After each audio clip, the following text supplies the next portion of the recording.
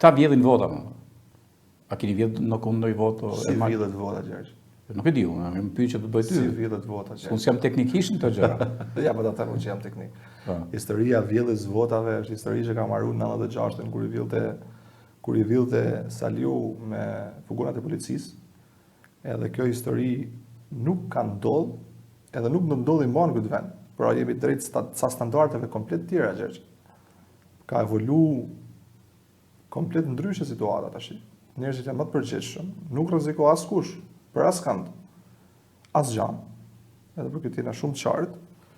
Edhe mekanizmat e krijuara nga kjo mazhorancë qeveritare kanë qenë të instaluar dhe shumë të vëmendshme, si në qarkun tonë, si në gjithë territorin e Shqipërisë. Ne kemi pas bashkëpunimi me SPAK-un, me një tjetër të Komisionit Qendror Zgjedhor etj.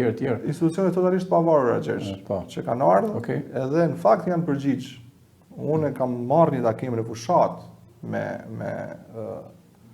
në prokurorinë e Lezhës. Në fakt i shqetësuar për shkak të ca sulmeve komplet pa baza, edhe u thash që nuk kam asnjë lloj problemi për faktin që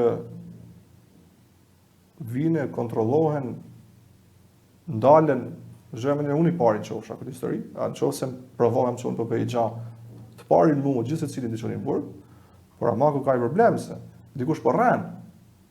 Pra në momentin që mund drejtën gishtin, në momentin që një kryetari partie, drejtuesi shtabi, i drejtohet gishti, anetemohet publikisht si kriminal elektoral, anetemohet publikisht si njeri që duhet shkojnë në burg, ndërkohë që fëmijët e vet, gruaja vet, nana, baba, familja e shohin këtë historinë. Pra, këtu dikush do të marrë përgjegjësi.